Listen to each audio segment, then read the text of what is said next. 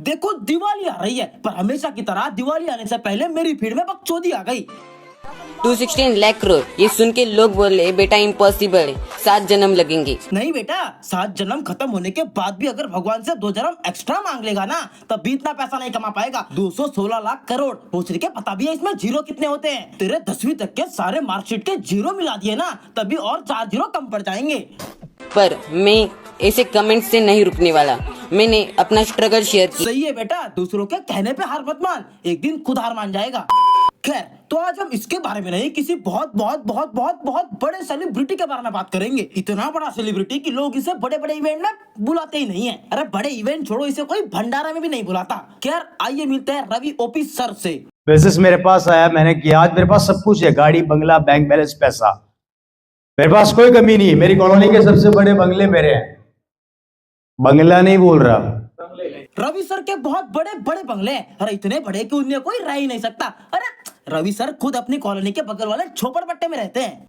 और एक तो ये किसकी शादी में अपनी बकचोदी शुरू कर दी। ये इंसान इतनी लंबी लंबी फेंकता है कि चलो छोड़ो, तुम्हें आगे पता चली जाएगा। आप तो एक वचन से चालू करते हो, पर ये आपको ऑटोमेटिक बहुवचन कर देता है। गाड़ियां, खूब लग्जरी लाइफ हो गई। इस खटमल से कोई लग्जरी की स्पेलिंग पूछ लो, अरे इसके गोटे दिमाग में आ जाएंगे। अबे कौन सी गाड़ी है तेरे पास? खैर वो तो आगे पता चली जाएगा। आज हर बड़े शहर के अंदर मेरे खुद की प्रॉपर्टी है। ये गांडू सरकारी टॉयलेट को अपनी प्रॉपर्टी मानता है। अरे इसकी हिस्ट्री निकाल दो ना, तो साले पे 10-20 लाख का तो कर्जा होगा। क्योंकि भैया लोगों के सामने बस फेंकने से कुछ नहीं होता, अच्छा दिखाना भी पड़ता है। ये कोट पैंट भाड़े की गाड़ी, वरना तुम ही सोचो, अगर यही पपलू फटी हुई बनियान और साइकिल पे आके तुम्हें ज्ञान पे ले, तो तुम उसकी बातें सुनोगे घंटा। अरे लोग घिसी हुई चप्पल फेंक के मारेंगे, वो अलग। Zero liability. अभी जयपुर में एक मॉल बना रहा हूँ, शायद आप लोगों को पता नहीं है, काम चल रहा है उसका मेरा। और अक्सर मैं मीटिंग में आजकल बोल रहा हूँ, मेरा भी कंप्लीट हो चुका है वो 1-1.5 महीने का काम उसमें और बाकी है।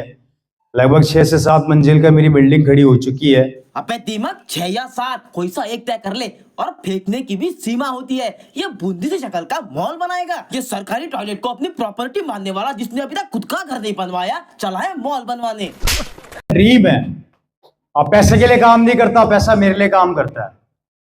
और मेरा ड्रीम है कि हिंदुस्तान के हर बड़ी सिटी के अंदर एक मॉल बनाऊंगा और उसमें आरसीएम का पिकअप सेंटर खोलूंगा। सुन रहे हो, भाई पैसे के लिए नहीं, पैसा भाई के लिए काम करता है। और भाई हिंदुस्तान के हर सिटी में मॉल बनवाना चाहता है। सामने जो बैठे हैं ना, मैं सही बता रहा हूँ, ये लोग ऐसे गांव से आए जहाँ इंटरनेट इजीली अवेलेबल नहीं है। वरना इन चुतियों की बातें सुनने वाला है ही कौन बाकी दुनिया में। सही बात। मेरा बैंक का मैनेजर मुझसे परेशान है। हाँ तो लोन लेकर टाइम पे ईएमआई नहीं भरेगा तो मैनेजर तो परेशान होगा ही। तो फोन गिफ्ट करना, अच्छी टेंशन करिए आपने। ये पावर है, अब सोचना नहीं पड़ता। 1-1, 1.5 लाख के फोन तो हम ऐसे खरीदते हैं जैसे खिलौनों से खेलते हैं। गुरुजी प्रणाम। मैं सही बता रहा हूँ, मैंने आज तक बहुत लंबी लंबी फेंकी है, पर मैं इतनी कभी नहीं फेंक पाया। बंद करो हाथ जोड़ के। मुझे घड़ी और गाड़ियों का बहुत शौक है। ऐसी एक वॉच है मेरे पास कम से कम 20 से 25 घड़ियां हैं। और मैं घड़ियों का बहुत खतरनाक शौकीन हूँ। मैंने वर्ल्ड मतलब इंडिया के बाहर से भी घड़ियां स्पेशली मंगवा रखी है। ये घड़ी मैंने बाहर से मंगाई है। इस ब्रांड को सर्च करना एक बार गूगल के ऊपर, इसका नाम को डालना। ह्यूब्लॉट की घड़ी है। अब इतनी महंगी घड़ी है तो नाम घड़ी पर देखना क्यों पड़ रहा है? और घड़ी की कीमत डिपेंड करती है उसकी कॉपी पे। और मुझे तो ये 3rd कॉपी लग रही है, जो सरोजनी नगर में कभी कभी 150 में भी मिल जाती है। बहुत जल्दी आपको मेरी वैनिटी वैन दिखने वाली है, शायद नेक्स्ट एनिवर्सरी में, 24वीं एनिवर्सरी में रवि शर्मा अपनी खुद की वैनिटी वैन में आएगा। अबे घोचू, पहले खुद की ओमनी वैन खरीद ली। ये वैनिटी वैन छोड़ो, उसके टायर भी नहीं ले पाएगा। सकते हो अटैच, कंप्लीटली टोटल चलता फिरता कमरा। अगर शाहरुख खान रह सकता है तो हम उससे कम है क्या? ये पूरा का पूरा जितना बड़ा ब्रह्मांड है ना, उतना तो फर्क है इसमें और शाहरुख खान में।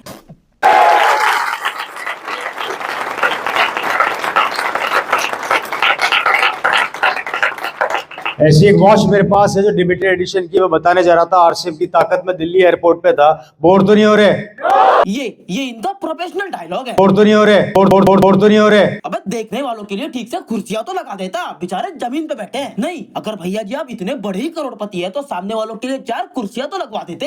बैगन बोलता रहता है कि मेरा करोड़पतियों में उठना बैठना है, उठना बैठना है। अरे करोड़पति छोड़ो, इसे कोई रोडपति भी ना पूछे। वो ये सोच रहा था खरीदेंगे कि नहीं खरीदेंगे, पता नहीं साले पागल तो नहीं बना रहे।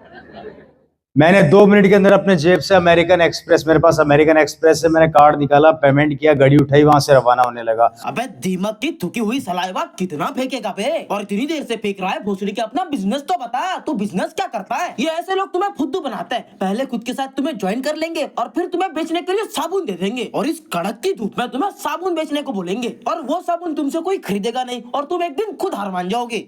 ये बड़ी अच्छी बात कही आप। उस सज्जन ने मेरे से पूछा एक्सक्यूज मी, मैंने कहा यस सर। यार आपने इतनी महंगी घड़ी 2 मिनट में खरीद ली, आप क्या करते हैं? मैंने कहा आजा पोपचे में। ये सुनने के बाद वो सामने वाला समझ गया कि इनका चटाई का बिजनेस है। 1 मिनट, इसका मतलब रवि सर चटाई वाला बिजनेस करके अमीर हो गए। Oh fuck.